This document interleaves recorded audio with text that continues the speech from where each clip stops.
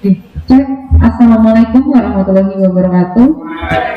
Selamat sore Bapak Ibu, luar biasa.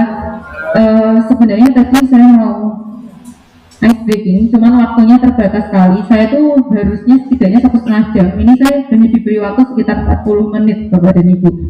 Materi saya biasanya 5 jam, ini harus dibuat jadi 1,5 jam dan sekarang harus dibuat jadi 45 menit. Jadi mohon maaf nanti kalau agak sedikit kecepatan Bapak dan Ibu, karena takutnya nanti keburu maghrib udah tidak bisa diterusin. Tidak apa nggih Bapak dan Ibu, langsung saja. Perkenalkan, nama saya Asna Mariatul Kiptiah. Saya dipanggil dengan Bu Asna atau Kak Asna gitu ya. Saya asli dari sebelah sana, Bedangan. Jadi masih satu kelurahan lah di kampung Banyumili ini. Tetapi saya tidak mengajar dan bekerja di sini. Saya bekerja di Kabupaten Pati, Jawa Tengah. Saya mengajar di SDN Pati Kidul 1, Kabupaten Pati, Jawa Tengah sudah kurang lebih 6 tahun. Tapi KTP saya masih Kabupaten Semarang. Lahir saya di Salatiga 21 Januari 1993. Saya juga lulusan Fakultas Pendidikan Ilmu Pendidikan, jurusannya PGSD di Universitas Negeri Semarang. Dan saya sangat menyukai traveling Bapak dan Ibu.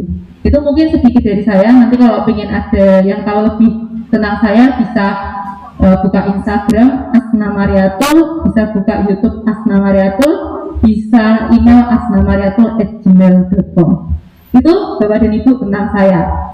Langsung saja, hari ini yang akan saya bahas itu pertama adalah tentang pedagogik. Ini panjang Bapak dan Ibu, jadi mohon konsentrasi dan kesabarannya. Kita mulai dengan teori pembelajaran. Yang pertama adalah, tidak usah dicatat, nanti akan saya berikan materinya yang lebih lengkap. Yang pertama adalah teori behavioristik. Behavior artinya adalah tingkah laku. Jadi kalau ketemu kata kunci tingkah laku, yang pertama, kemudian kata kunci stimulus dan respon, serta kata kunci reinforcement atau penguatan, itu berarti masuknya ke teori behavioristik. Itu reinforcement bentuknya bisa pujian, bisa juga Bapak dan Ibu, satunya pujian, hukuman gitu Bapak dan Ibu. Berikutnya teori kognitif. Kognitif artinya apa Bapak dan Ibu? Proses, ya pengetahuan bisa, proses berpikir sebenarnya Bapak dan Ibu, itu kognitif. Jadi kata kuncinya adalah proses berpikir, mementing proses daripada hasilnya, itu kognitif Bapak dan Ibu. Kemudian teori yang ketiga, konstruktivistik. Konstruk itu artinya adalah membangun, kata kuncinya membangun pengetahuannya sendiri melalui pengalaman. Jadi peserta didik diminta untuk mengumpulkan pengalamannya, cari ini cari itu sendiri, kemudian mereka bisa membangun kompetensinya sendiri. Kata kuncinya membangun. Yang keempat adalah humanistik. Human itu artinya adalah manusia. Kata kuncinya memanusiakan manusia. Jadi misalnya ya, belajar PPKN, anak itu bukan karena cari nilai, bukan karena untuk memperbaiki tingkah lakunya, tapi supaya bisa memanusiakan manusia yang lain, bisa menyayangi manusia yang lain. Jadi yang terpenting itu adalah nilai, filsafat, dan isinya. Dan yang terakhir namanya adalah teori sibernetik. Siber itu cyber loh Bapak dan Ibu. Cyber artinya apa? Dunia maya. Jadi kalau ketemu kata kunci dunia maya, pengolahan informasi, itu dari teori sibernetik. Dari sini Bapak dan Ibu dalam waktu 1 menit sudah bisa menghafalkan 5 teori pembelajaran. Kita ya, lanjut. Tokoh teori pembelajaran.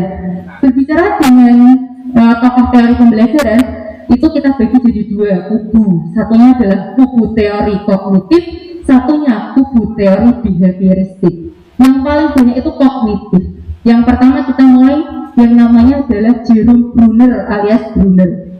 Bruner itu membagi tahap perkembangan anak itu jadi 3. Yang pertama enaktif, yang kedua ikonik, yang ketiga simbolik.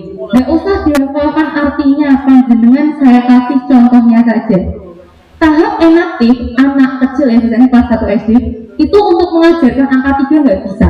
Dia harus lihat benda konkretnya. Kursi ditaruh di depan dia 3. Itu namanya adalah enaktif. Kudu ono benda konkretnya. Setelah makin pinter, dia akan belajar tentang ikon. Gak perlu ngambil benda konkret, cukup digambarkan di papan tulis ikon berbentuk kursi. Itu namanya adalah ikonik. Nah, harus pinter meneh, gak usah ngambil gambar meneh, cukup menuliskan simbol angka telu kayak ini loh. Iki loh cah angka telu. Jadi akhirnya anak-anak paham dari mulai tadi apa tahapannya? Enaktif, ikonik, sama simbolik. Sampai sini paham Bapak dan Ibu? Oke, lanjut. Kemudian tokoh yang kedua namanya Piase. Orang sering bacanya Piaget, padahal macamnya Piase. Ini kok bisa dipencet ya? Apa baterai saya habis ya? Habis kayaknya. Oh iya. Tapi lama banget ya, kayaknya baterainya habis. Masih ada nggak mas?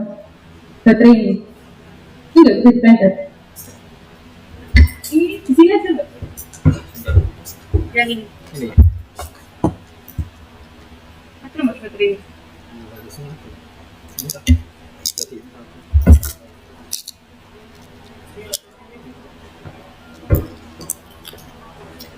Ini kok ada?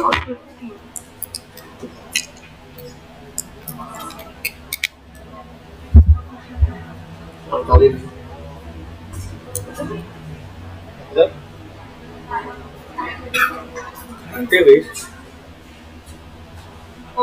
Oke, saya lanjutkan ya. Kalau Piase membagi menjadi 4 tahapan. Yang pertama sensori, motor, terus rasional. Anak SD operasional konkret, anak SMA SMP ke atas operasional formal. Nah itu Bapak dan Ibu panjenengan harus hafal. Masih ada lagi yang ketiga, itu namanya adalah ausbel. Gak bisa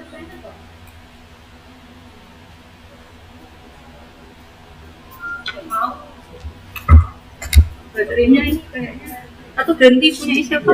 Ya, ini ya. Dengan nanti tunggu nanti nak kalau sudah bisa tak? Sabar ya.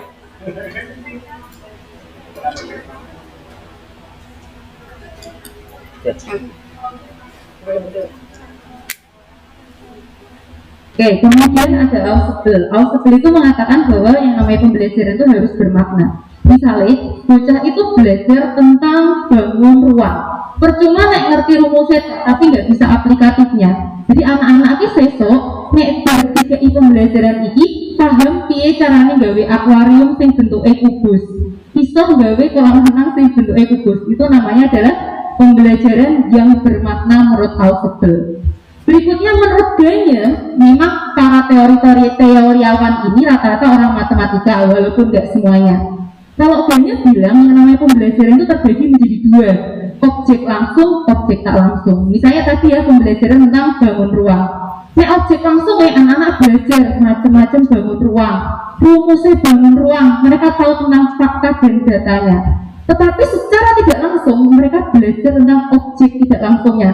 Nek ngitung bangun ruang itu, mereka lama-lama akan bisa berpikir kritis, berpikir sistematis, berpikir analitis secara tidak sadar.